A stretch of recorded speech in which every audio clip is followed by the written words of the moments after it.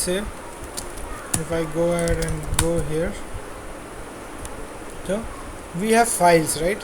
So these are directories right now that we have created. First character, if you see, this is a D. So this specific directory will be used for showing you whether this is a directory type or a file type. If it is no value is there, then that is a file. Okay, so how to create a file? Okay, so there are various options that you can create a file. So very basic option to create a file is touch. Touch is a command that will create an empty file. So to use the touch command, what we do, touch and the file name. So I will say my first file and I will hit enter. So it will create a file of 0 size. If you see the size, it is 0, and this is a file, and if you see the first character, it is a dash, so that means it is a file type.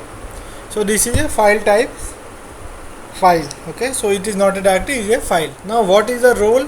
Normally touch is used either to change the timestamp of a file also. If you want to change a timestamp, okay, let me change the timestamp of this file to something different, so you can do that also.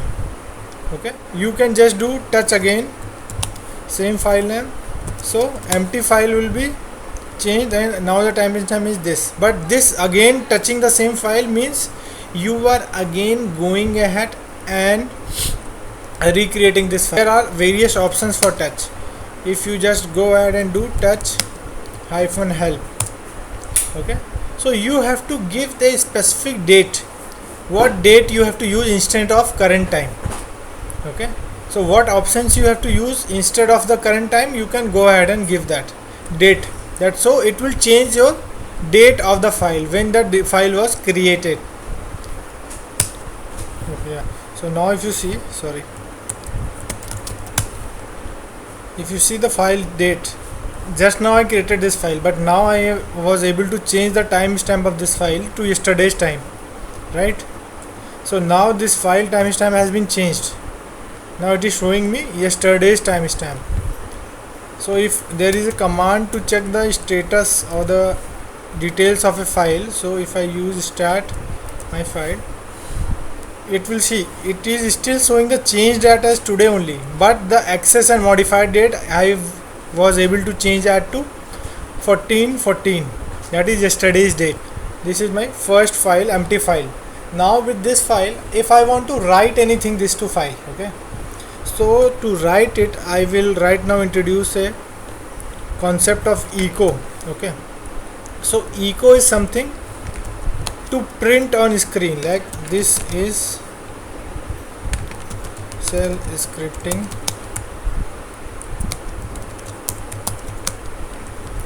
training. Okay, so to print anything on the screen, you will use echo command. Okay, so echo command is used to print any specific output on your screen. Clear? So echo is very much important, like in shell scripting. Many times you want, like yesterday you write a script, right, which was making a directory. Now to make it more user friendly, you can write a command which what it will do, that command will do, it will write something like script is making a directory.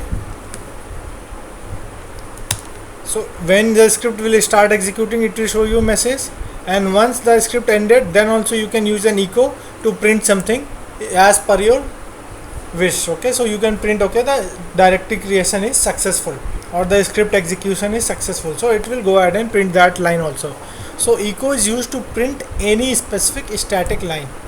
Okay, now to write anything on a file, you can simply use echo whatever is the content. Let's say this is the training, and you can write that content to a file. So this is my file. So whatever, rather than printing this is shell scripting training on the screen, it will do it in your file. So if you see, it has written the content in your file here. It will store the value and this is in your file. Now to view a file, okay, to view a file, what you use, cat is a command, okay. So there are multiple things that will come along with file. When you are working with file, lot of things you have to use, okay. You have to write a file, you have to create a file, you have to read a file. So cat is a command that is used to read a file. So if I want to read a file, I will go ahead and use a cat command. Now I will show you better examples of this. Cat.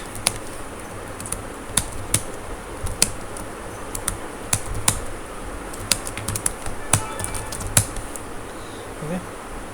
So let's say this is a file, this is a text file. If I want to do cat, it will show me all the data, right? All the data is shown here on my screen. If you can see my screen, all the data is stored here, right?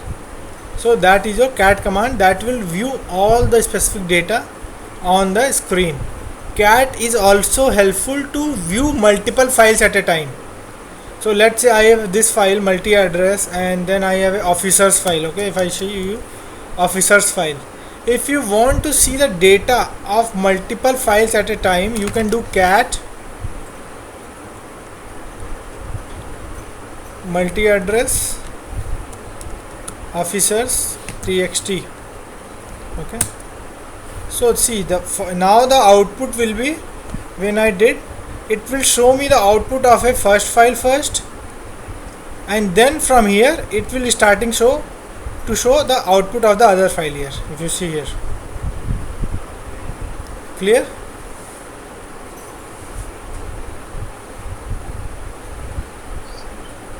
Okay, so it will show me the out. Yes, it will show the first file, then concatenate. So cat is something like concatenate also. How many files you give, it will give in the sequence, first, second, third, fourth, fifth, all the files it will concatenate into one file. So cat is also used to concatenate files and store into one file. So that is also one option of cat. Let's say you have two files, you want to join the file and make one file. So you can do cat this, and then write it to other file. Okay, that option is also available. We will talk about it later. I am not talking right now, but that is also done using cat. Clear in this? Now see cat is showing lot of data here, right, on the screen. Okay, see lot of data is there. Now this is a very big file, right? So it is not very feasible to start looking from those files from here, right? It is very tough for anyone to read the file, right? So much data, and then you have to scroll up and see the scroll is now stopped. It can only scroll till here. So there are few alternatives to cat also. Okay, there are few alternatives to the cat. So before that, let me show one more thing. So if you see, there is a file names.txt, right? So how we are reading it? I am reading it through cat, right? Now if I want to view the contents in a reverse order, okay, like it is showing me like this, the names in this sequence. If I want to view the names in a reverse sequence, what I can use? There is a command known as tac. Tac is just opposite of cat. Cat is showing you the output in this sequence, the normal sequence how it is written in the file. Tac will just reverse that order. If I just do tac and this, see it has totally reversed the content what was shown from the cat. With this cat and the tag command, we have few more commands which is called as more and less. There are two commands which is called, one is more, other is less. Okay, now what is the benefit of more or less is that they are used to view the pages or view a file page by page.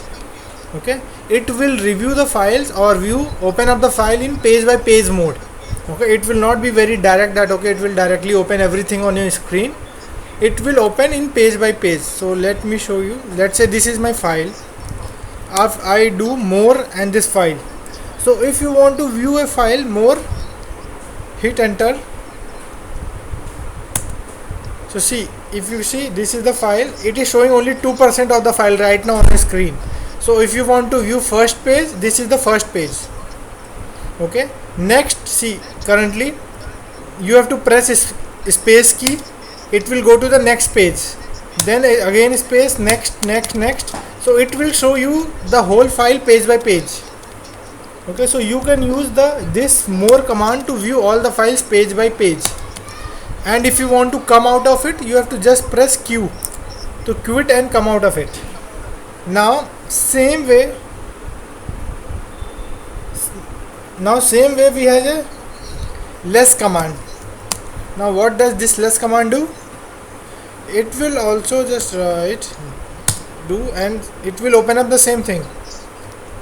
Okay, but only option benefit here is with less is you can scroll up again the pages. Okay, with more you cannot scroll up. So if with more I go ahead and write more, so if I use the up arrow key, it is not scrolling up. Okay, if I even do, it is not scrolling up. But with less, if I am going to various different pages, I can scroll up with the up arrow key. Again, if I want to scroll and see what the pages were up.